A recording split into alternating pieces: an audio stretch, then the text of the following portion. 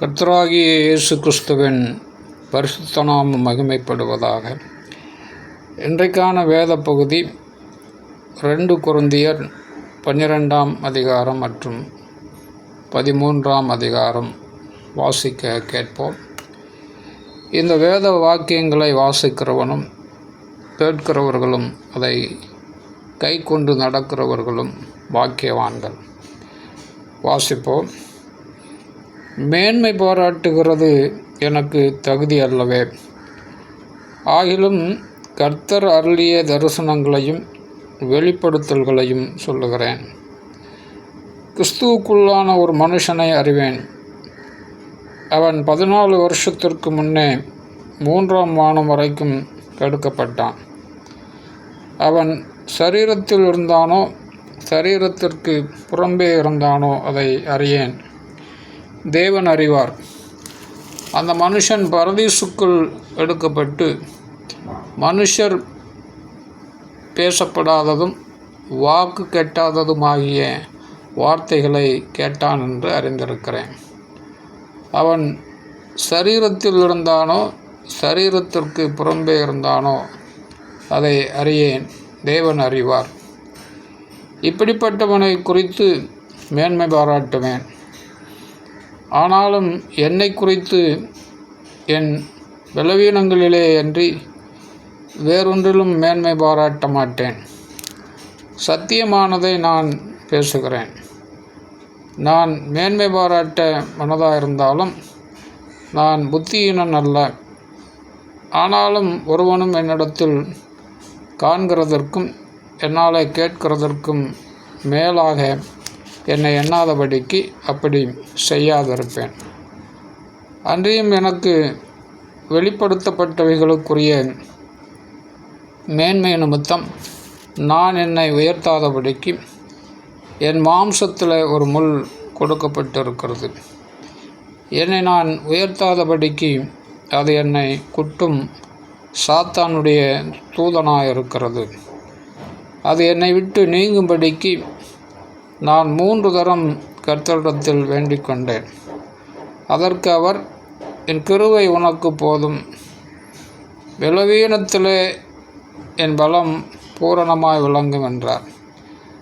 ஆகையால் கிறிஸ்துவின் வல்லமை என்மேல் தங்கும்படி என் பலவீனங்களை குறித்து நான் மிகவும் சந்தோஷமாய் மேன்மை பாராட்டுவேன். அந்தபடி நான் பலவீனமாய் இருக்கும்போதே பலமுள்ளவனாயிருக்கிறேன்.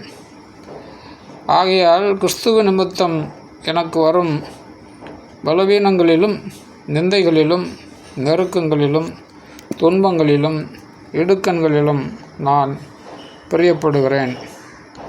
மேன்மை பாராட்டி புத்தியீனனாயினேன். நீங்களே இதற்கு என்னை பலவந்தப்படுத்தினீர்கள்.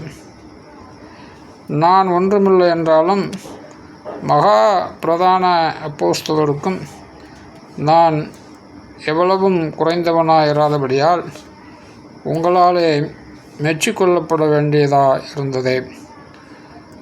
அப்போஸ்தலனுக்குரிய அடையாளங்கள் எல்லாவிதமான பொறுமையோடும் அதிசயங்களோடும் அற்புதங்களோடும் வல்லமைகளோடும் உங்களுக்குள்ளே நடப்பிக்கப்பட்டதே. இதிலே மற்ற சபைகளுக்கு குறைவாக இருந்தீர்கள். நான் உங்களை வருத்தப்படுத்தாதிருந்ததே உங்களுக்கு குறைவு. இது அநியாயத்தை எனக்கு மன்னியுங்கள். இதோ உங்களிடத்திற்கு 3ஆம் தரம் வர ஆயத்தமாக இருக்கிறேன். நான் உங்களை வருத்தப்படுத்துவதில்லை. நான் உங்களுடையதை அல்ல, உங்களையே தேடுகிறேன். பெற்றாருக்கு பிள்ளைகள் அல்ல, பிள்ளைகளுக்கு பெற்றார்களே பொக்கிஷங்களை சேர்த்து வைக்க வேண்டும். ஆதலால் நான் உங்களில் எவ்வளவு அதிகமாய் அன்பு கூறுகிறேனோ அவ்வளவு குறைவாய் உங்களால் அன்பு கூறப்பட்டிருந்தாலும் மிகவும் சந்தோஷமாய் நான் உங்கள் ஆத்துமாக்களுக்காக செலவு பண்ணப்படவும் விரும்புகிறேன். அப்படி ஆகட்டும். நான் உங்களுக்கு பாரமாக இருக்கவில்லை. ஆனாலும் உபாயமுள்ளவனாயிருந்து தந்திரத்தினாலே உங்களை பிடித்தேனாம்.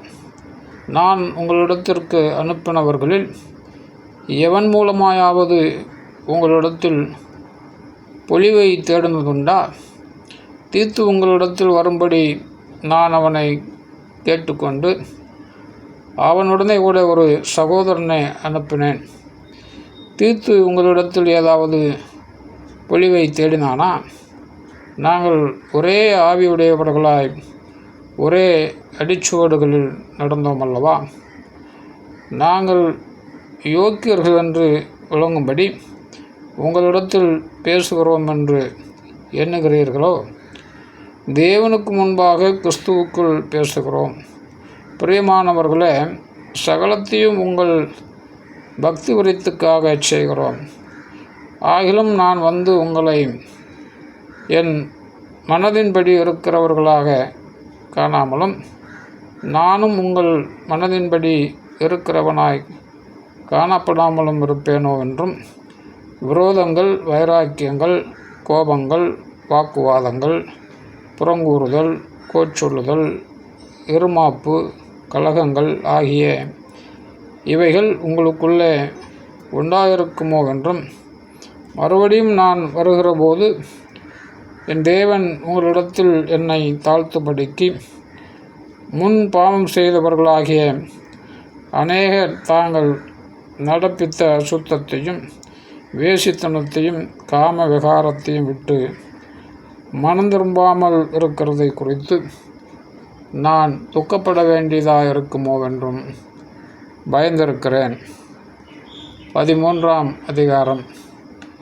இந்த 3ஆம் தரம் நான் உங்களிடத்திற்கு வருகிறேன். சகல காரியங்களும் 2-3 சாட்சிகளுடைய வாக்கினால் நிலைவரப்படும். நான் 2ஆம் தரம் உங்களிடத்தில் இருந்தபோது சொன்னது போல இப்பொழுது தூரமாயிருந்தும் உங்களிடத்தில் இருக்கிறவனாக நான் மறுபடியும் வந்தால் தப்பவிட மாட்டேன் என்று முன்பு பாவம் செய்தவர்களுக்கும் மற்றெல்லாருக்கும் முன் அறிவித்து எழுதுகிறேன். கிறிஸ்து எனக்குள்ளே பேசுகிறார் என்பதற்கு அத்தாட்சி தேடுகிறீர்களே. அவர் உங்களிடமாய் பலவீனர் அல்ல, உங்களிடத்தில் வல்லவராய் இருக்கிறார்.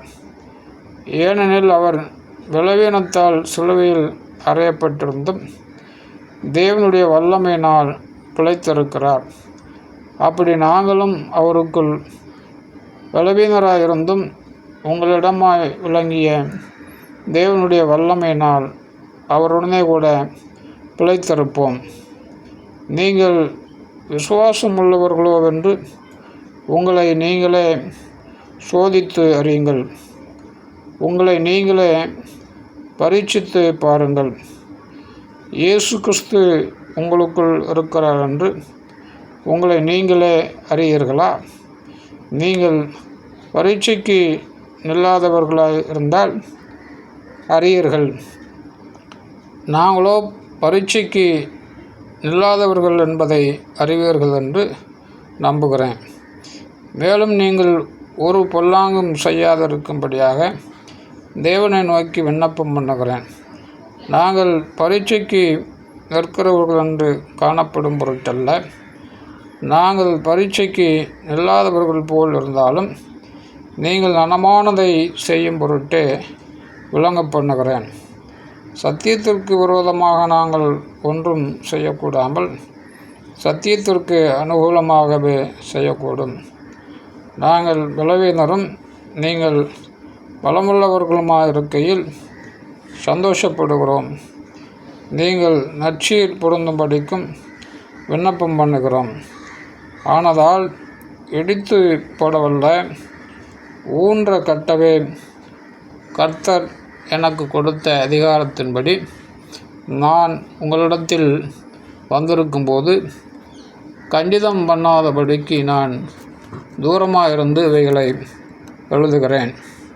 கடைசியாக சகோதரரே, சந்தோஷமாயிருங்கள், நற்சீர் பொருந்துங்கள், ஆறுதல் அடையுங்கள், ஏக சிந்தையுள்ளவர்களாயிருங்கள், சமாதானமாயிருங்கள். அப்பொழுது அன்புக்கும் சமாதானத்துக்கும் காரணராகிய தேவன் உங்களோடு கூட இருப்பார். ஒருவரை ஒருவர் பரிசுத்த முத்தத்தோடு வாழ்த்துங்கள். பரிசுத்தவான்கள் எல்லாரும் உங்களுக்கு வாழ்த்துதல் சொல்லுகிறார்கள். கர்த்தராகிய இயேசு கிறிஸ்துவனுடைய கிருபையும் தேவனுடைய அன்பும் பரிசுத்த ஆவியினுடைய ஐக்கியமும் உங்கள் அனைவரோடும் கூட இருப்பதாக. ஆமென்.